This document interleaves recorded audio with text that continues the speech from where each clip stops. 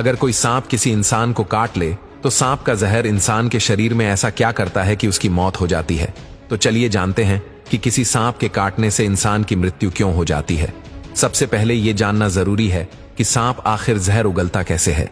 बरसों पहले सांप अपने जबड़े के पिछले हिस्से के दांतों से जहर छोड़ते थे।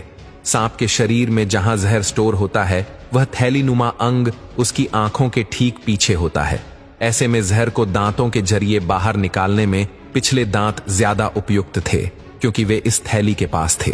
मगर इस तरह के सांप अपने शिकार को निगले बिना उस पर अटैक नहीं कर पाते थे, इसलिए धीरे धीरे विकास हुआ और सांप अपने जहर को आगे के दांतों से उगलने लगे।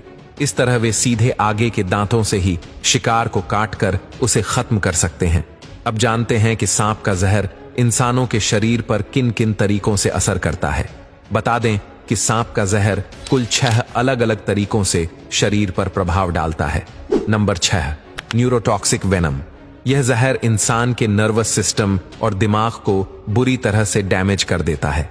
यह सीधे न्यूरोट्रांसमीटर्स पर हमला करता है जो न्यूरॉन्स के जरिए दिमाग तक सिग्नल पहुंचाने का काम करते हैं और दिमाग के डैमेज होते ही इंसान की मौत हो जाती है। Number 5, haemotoxic venom.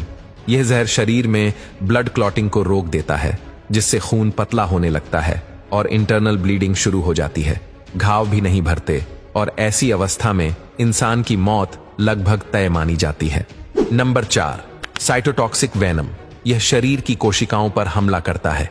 इसके असर से सेल्स अंदर ही अंदर सड़ने लगती हैं और उनमें फफोले पड़ने लगते हैं जिससे सेल्स मरने लगती हैं और धीरे धीरे इंसान की मौत हो जाती है।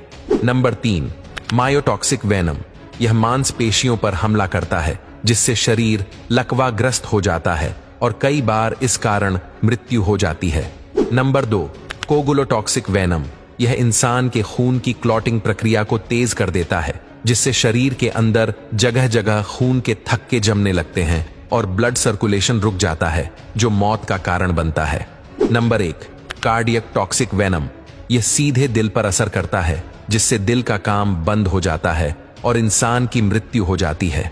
आइए अब जानते हैं कि क्या होता है जब सांप का जहर इंसान के खून में मिक्स होता है। यहाँ 2 ग्लास बीकर्स में इंसानी खून रखा गया है। पहले जार में खून के साथ थोड़ा सा पानी मिलाया गया और दूसरे जार में खतरनाक टाइपान स्नेक का जहर। जहर की केवल 1 बूंद ही मिलाई गई थी ताकि कम मात्रा में असर देखा जा सके।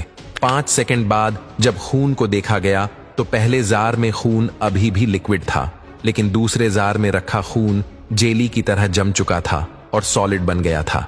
यह सच में बेहद डरावना था। हालांकि यह असर कुछ मिलीलीटर खून पर ही हुआ था, लेकिन इंसानी शरीर में कई लीटर खून होता है और जब शरीर में ऐसे छोटे छोटे थक्के जमने लगते हैं तो ब्लड सर्कुलेशन रुक जाता है और इंसान की मौत हो जाती है।